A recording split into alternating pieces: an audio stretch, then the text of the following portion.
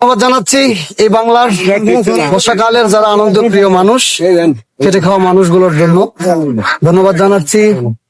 সব নৌকর মাঝি মাল্লাদের যারা অক্লান্ত পরিশ্রম করে আনন্দ দেবে বা নেবে এই প্রত্যাশায় যারা অক্লান্ত পরিশ্রম করে থাকেন, আপনাদেরকে অসংখ্য ধন্যবাদ।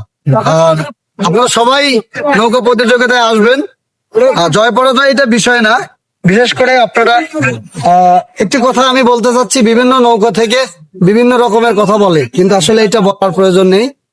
আমাদের প্রবাদে একটা কথা রয়েছে, বৃক্ষের ফলে পরিচয়। অবশ্যই ফলে যদি আপনি ভালো কিছু করতে পারেন তাহলে আপনার পরিচয়টা হবে।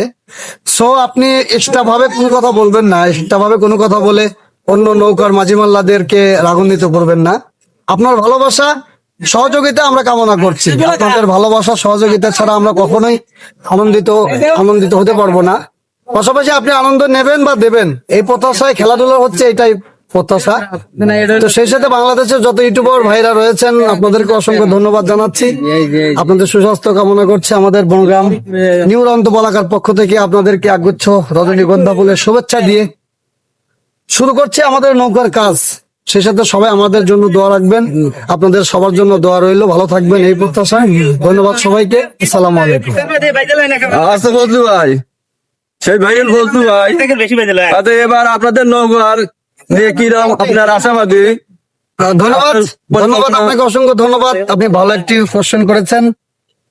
বাংলাদেশে যতগুলো খেলাধুলার নৌকা রয়েছে সবাই কিন্তু আশাবাদী রয়েছে যে চ্যাম্পিয়ন হব, সবাই এই চিন্তা ভাবনা করবে। তো সেই সুবাদে আমাদেরও একটি চিন্তা ভাবনা রয়েছে, যেহেতু আমরা আমাদের গ্রামের যে চেষ্টা চেতনা, আমাদের গ্রামের যে সুন্দর নৌকাটি রয়েছে, আমাদের প্রত্যাশা আমরা ভালো রেজাল্ট করবো ইনশাল্লাহ। ভালো পারফরমেন্স দেখাবো, দর্শককে আনন্দ দিব।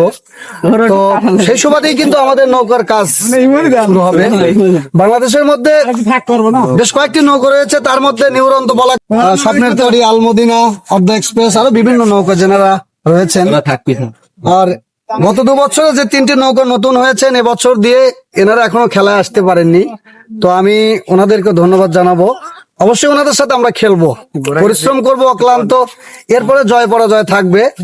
তো মন আল্লাহ তাআলার কাছে এটাই প্রার্থনা করব যে সবাই যেন খেলার সুযোগ পায় এবং সবাই যেন খেলার আকাঙ্ক্ষা মনের মধ্যে রেখে চেষ্টা করতে পারে। ওই আমি একটি আগে কথা বলেছি, বৃক্ষের ফলে পরিচয়। আমি আম গাছ কি লিচু গাছ, সেটা বৃক্ষের। সবাই তো আশাবাদী যে আমাদের নৌকা ভালো খেলবে এবার, ফলে জি জি জি অবশ্যই অবশ্যই।